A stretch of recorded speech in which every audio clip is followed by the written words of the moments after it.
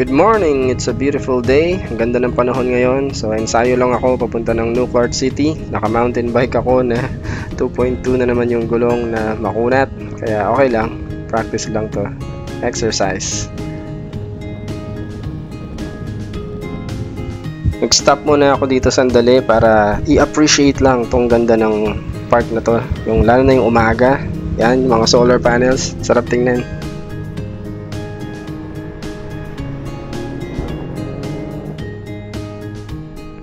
Paano pag may bakuran ka, no?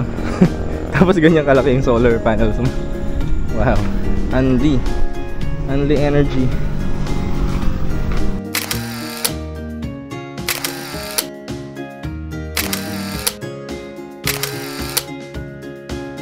May nakita kaming pusa. Ni-rescue namin. Ano pa pangalan nyo tayo? Edwin. Sir Edwin from Sapang Bayabas. Lakas-lakas po, ha? Walang wala yung ahon. Saan po yung ruta nyo? Saan po? Sa ano po ako? Mount Dalin. Mount Dalin sa Clark City. There. So ako ensayo lang. Chill ride. Pero mga ahon to. Tsaka kunat talaga nito. Sticky.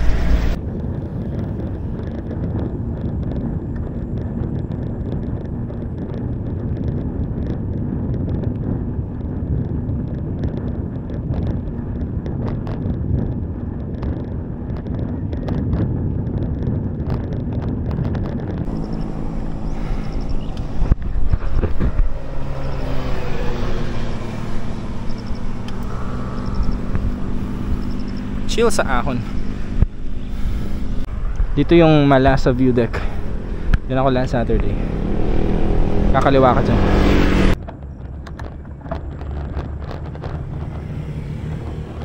Merong intersection to, so dapat dahan-dahan lang. Slow down, lalo ka mong nakasakotse ka.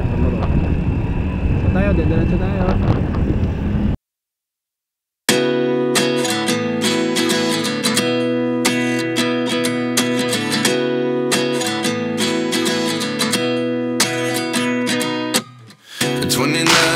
Myself wondering what did happen to the last 10. I ran away with my life, fast forward, never turn back again.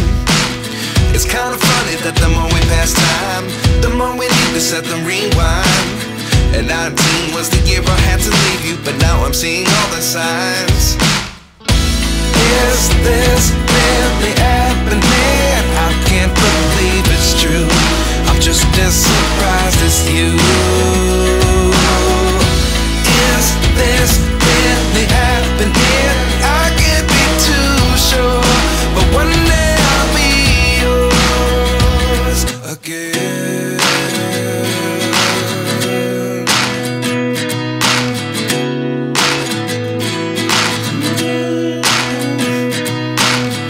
Life lessons come one in a dozen.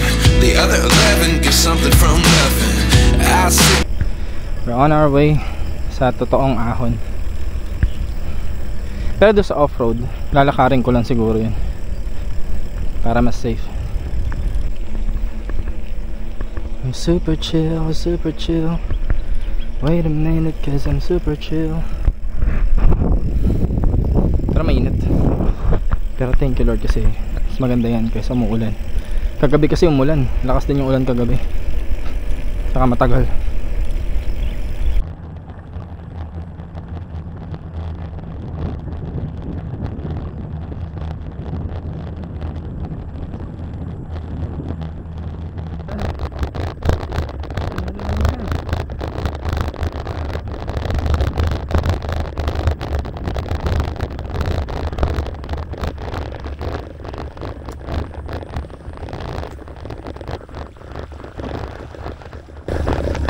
Marami pong isda ngayon. Na ano na ulit, ha? Napuno na ulit. Naalala ko nung natuyo yan ng ano, di ba?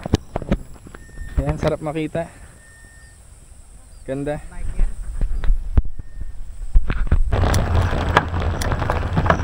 Sagad, oh.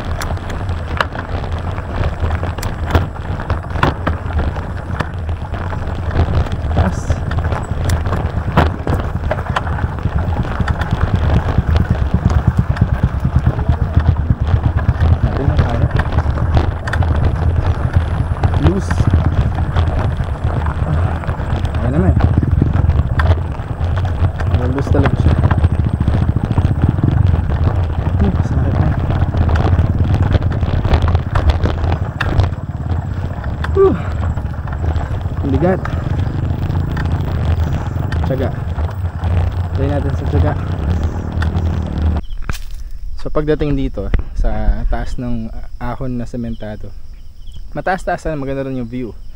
Pero parang kalahati ka pa lang. Sa effort niya parang wala pang kalahati. Kasi yung susunod dyan, off-road na ahon na may mga grade na 20 to 22%. Since nag-uulan-ulan, tingnan natin kung safe ba siyang daanan. Kasi yung tubig dumadali mismo dun sa daan pag umuulan eh. Pag delikado, wag na natin ituloy syempre. Okay, let's try it. Dito pa lang, sobrang bako-bako na oh.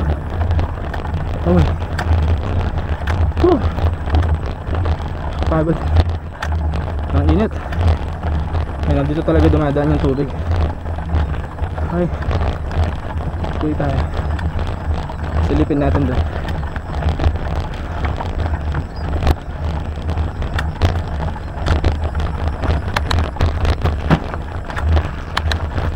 May bote ng Red Horse.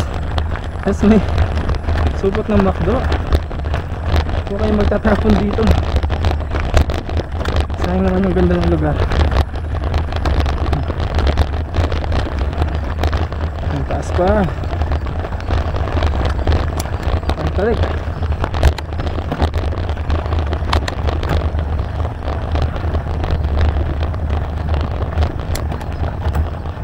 Let's see. Oh no. Ay hindi. Sobrang bako-bako.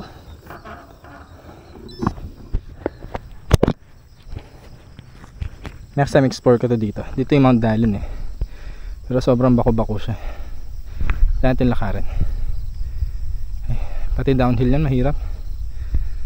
Try natin. Ayan na, sinusubukan na natin.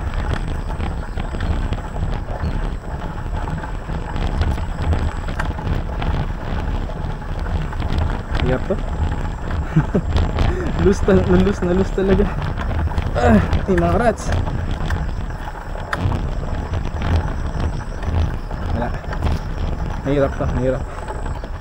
Puro dinaanan ng tubig.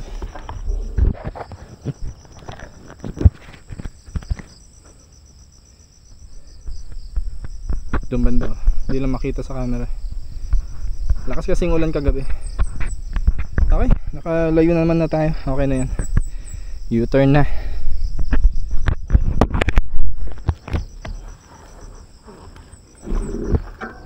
Pakita natin doon.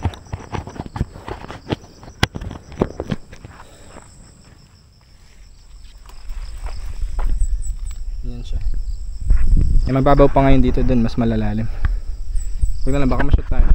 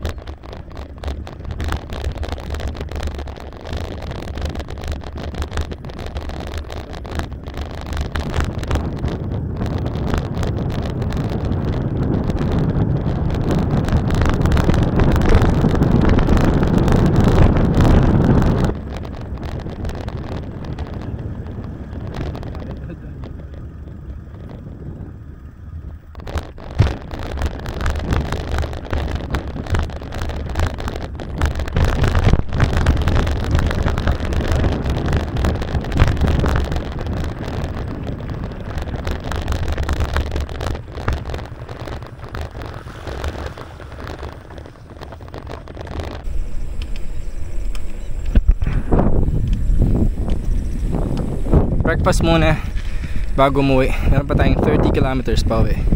Kasi 30 kilometers na tayo ngayon eh. Yung dating dinadaanan ko pagpunta ko Mount Dallon, ito off-road to. Pero ngayon sinesemento na. Dinadaanan din yan ng mga gravel events. Diretso siya dun sa main road ng Clark City. Ngawit na yung kamay ko. Ito lang, wala masyadong sakyan dito sa Clark City.